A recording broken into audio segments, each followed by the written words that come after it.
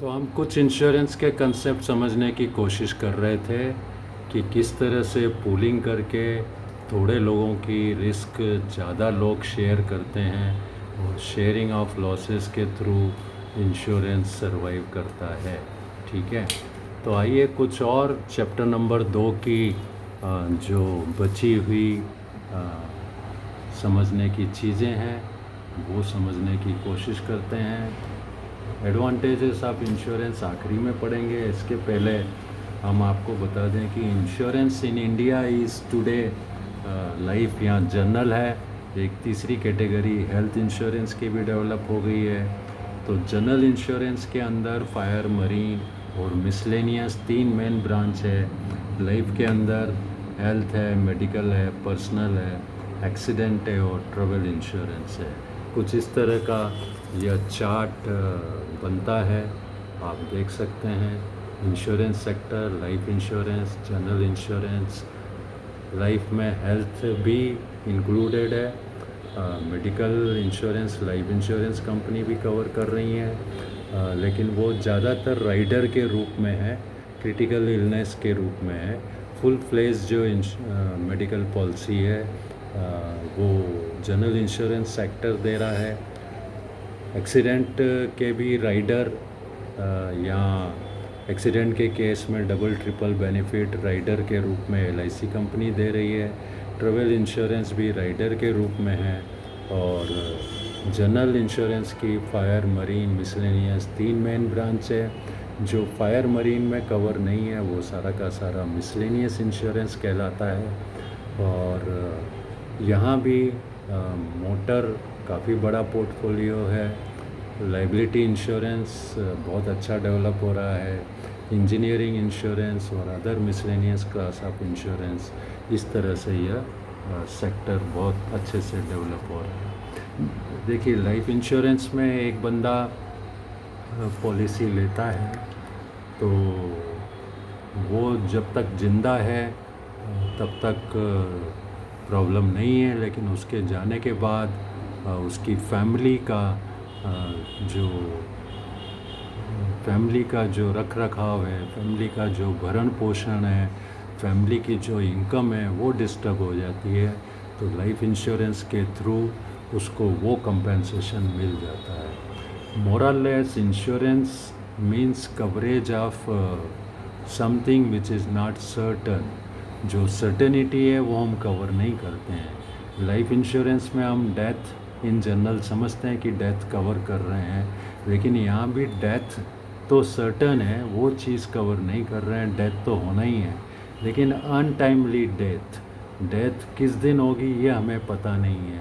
वो अनसर्टेनिटी को life insurance में कवर कर रहे हैं। सो लाइफ हो, जनरल हो, the basic element is uncertainty. Uncertainty of life, uncertainty of asset है, जब तक है हमें इनकम दे रहा है। जो असेट बिगड़ गया, फायर लग गई या उसको आंधी तूफान में ख़राब हो गया, तो वो असेट से जो इनकम हो रही थी वो मिलना बंद हो जाएगी। आदमी भी अपने आप में एक असेट है, वो कमा के दे रहा है, अपने परिवार का पालन पोषण कर रहा है। उसके बीमार होने पर या ना रहने पर, वो ह्यूमन असेट ना रहने पर परिवार को जो नुकसान हो रहा है वो इनकम का इंश्योरेंस हो सकता है। तो आए देखते हैं कि what are the advantages of insurance. Individual को तो एडवांटेज है ही, ट्रेड को, कॉमर्स को, सभी को एडवांटेज है। सभी के लिए इंश्योरेंस बहुत ज़रूरी है। ट्रेड के लिए, इंडस्ट्री के लिए एक तरह की स्टीडनेस और स्टेबिलिटी मिलती है। बिज़नेस, व्यापार आराम से चलता रहता है। आदमी अपना इंश्योरेंस करा के, फैक्ट्री का इंश्योरेंस करा के आराम की नींद सो सकता है और इनकन्वीनियंस से बच सकता है। प्रोफेशनल्स, डॉक्टर, इंजीनियर भी एक तरह की लाइबिलिटी से परेशान है कि डॉक्टर, इंजीनियर, एडवोकेट या और कोई प्रोफेशनल अगर कोई प्रोफेशनल नेग्लिजेंस करता है तो लॉ के हिसाब से उसको हर्जाना देना पड़ता है, कंपेंसेशन देना पड़ता है प्रोफेशनल नेग्लिजेंस के कारण। तो doctor, engineer, advocate, chartered accountant की जो प्रोफेशनल लाइबिलिटी है वो भी इंश्योरेंस में कवर होती है। व्यक्ति का पर्सनल एक्सीडेंट कवर होता है, व्यक्ति का लाइफ इंश्योरेंस कवर होता है, उसकी फैक्ट्री, दुकान, मकान, दुकान में रखा सामान, हर तरह का इंश्योरेंस आज पॉसिबल है। तो ये जो ओवरऑल इंश्योरेंस एक्टिविटी है ये पूरे कंट्री को, समाज को बहुत बड़ा फ़ायदा देती है, क्योंकि इससे बिज़नेस स्थिर रहता है। बिज़नेस वाले लोग आसानी से रिस्क उठा सकते हैं, चैन की नींद सो सकते हैं। पूरे ट्रेड और कॉमर्स को, पूरे व्यापार को भरोसा होता है कि कोई भी आपदा आने पर, प्राकृतिक आपदा हो या मैन मेड आपदा हो, या आग लग जाए, या टेररिस्ट एक्टिविटी हो जाए, कुछ भी हो जाए, ऐसे हालात में उनको पैसा मिलेगा, वो जल्दी से अपने पैरों पर फिर से खड़े हो जाएंगे और व्यापार वैसे ही चलने लगेगा। इंपोर्ट एक्सपोर्ट में भी इंश्योरेंस बहुत हेल्प करता है।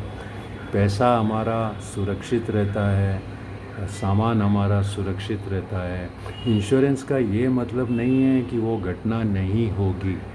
इंश्योरेंस कराने का मतलब है आपकी जो रिस्क है, जो फाइनेंशियल रिस्क है, वो आपने इंश्योरेंस कंपनी को ट्रांसफ़र कर दी।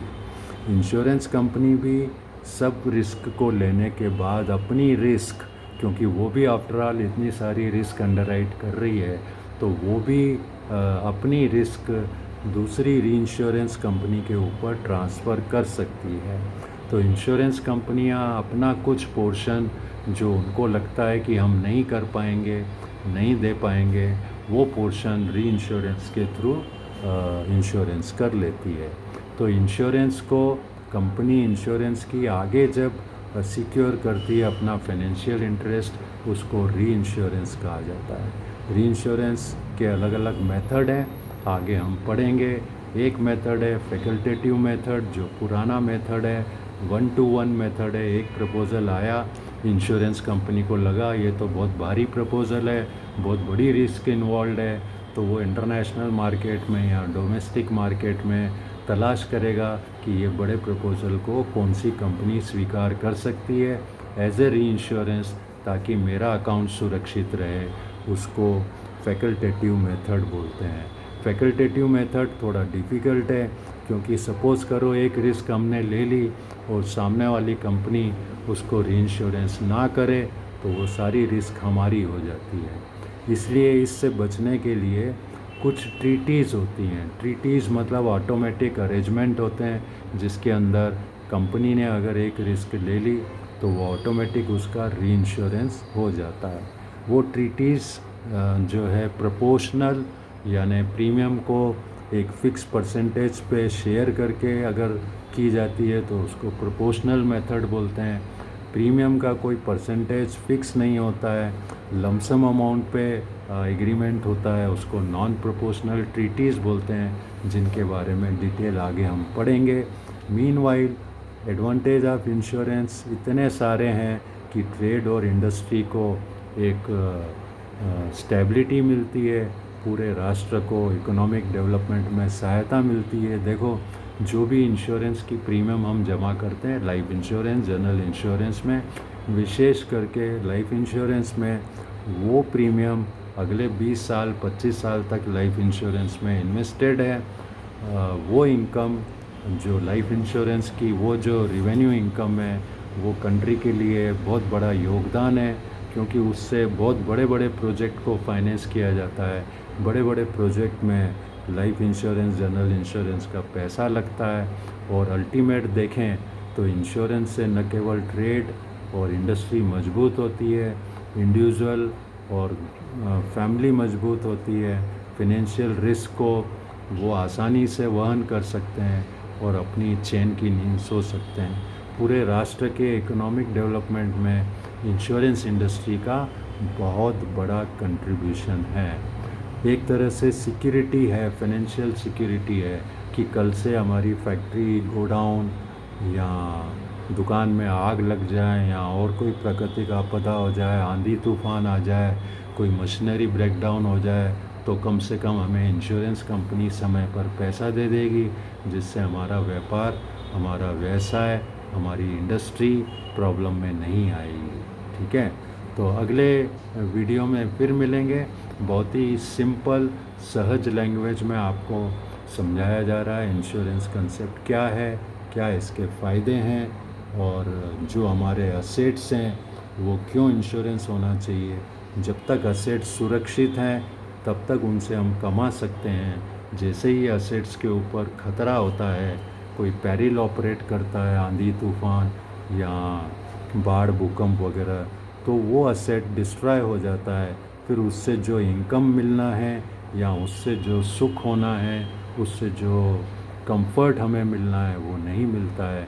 उदाहरण के लिए जैसे कार है हमारे पास, पर्सनल कार है, हालांकि कोई उससे इनकम नहीं हो रही है, लेकिन वो हमें घूमने में मदद करती है, फैमिली को एंटरटेन करने में मदद करती है। हम उससे सब्जी भाजी ले आते हैं, बाज़ार में जाके घूमे आते हैं।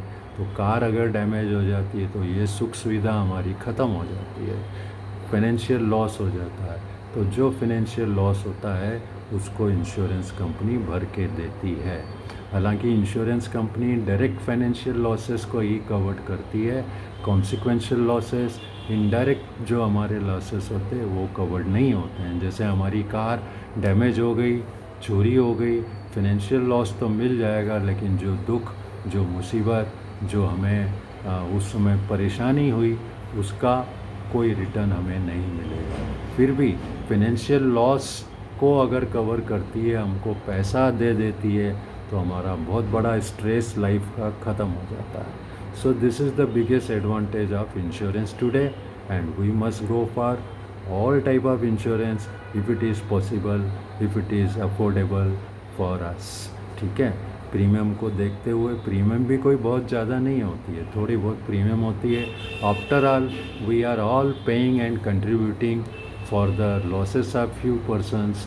This is the concept, this may be a socialist concept, जिसमें हम सब लोग मिल के किसी का नुकसान की भरपाई करते हैं। तो इससे अच्छा उदाहरण और क्या हो सकता है। Thank you very much. Enjoy this video and audio. We will meet again. Thanks.